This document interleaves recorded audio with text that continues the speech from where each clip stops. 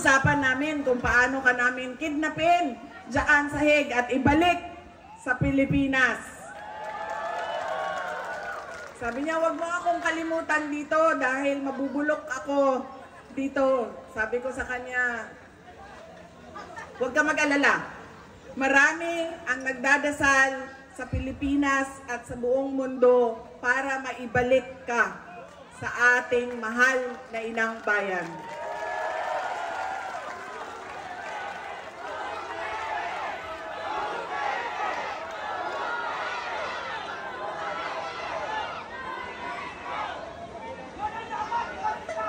Yung mga nagtatanong kung kamusta si Pangulong Rodrigo Duterte, meron po kaming maliit, short, maikling video para sa inyong lahat.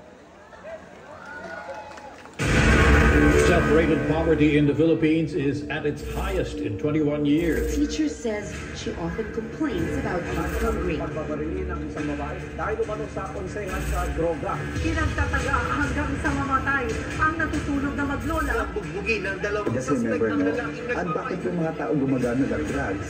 Member hindi sila addict. Na pag-alagala, mga batang nagra-rugby, nagkalat sa gitna ng daan. Mga taong pinagbabaril habang bumili ng pagkain sa karinderya.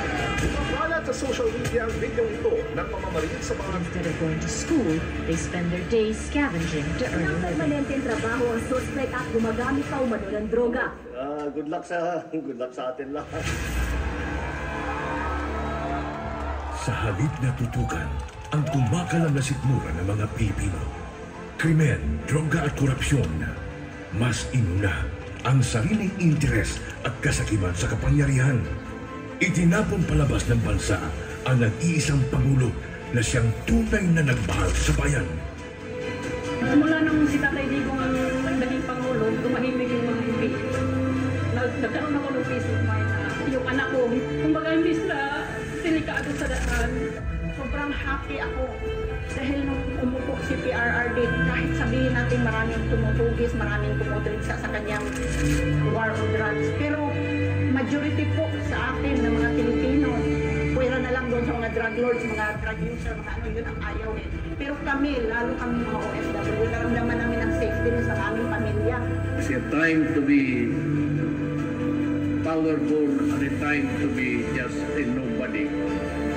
I used to sky, the brightest star there was mine, shining brightly. And in a few days, I will be just a Rodrigo Duterte from Danao, Cebu. Daghang salamat. Lubos na minahal ni PRRD ang PNP at AFP.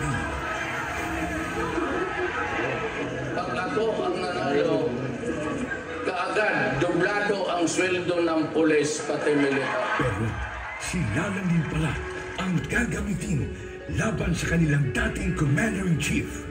Hihilain mo yan. Hihilain mo yan. Ako maniwala ka, hihilain mo yan.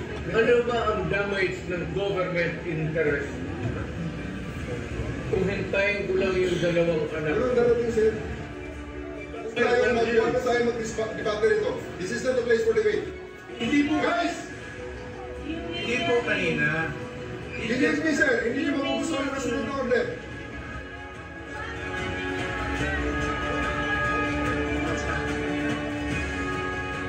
Napilitan sa serbisyo ang iba dahil sa order na isang bangag na namumuno sa kanila. Former Philippine leader Rodrigo Duterte has been taken into custody by the International Criminal At Court. yun ang simula ng pagliyab ng damdamin ng mga Pilipinong nagmamahal kay Tatay Digong.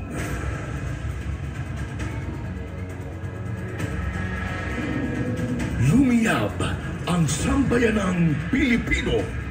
Bring PRRD home.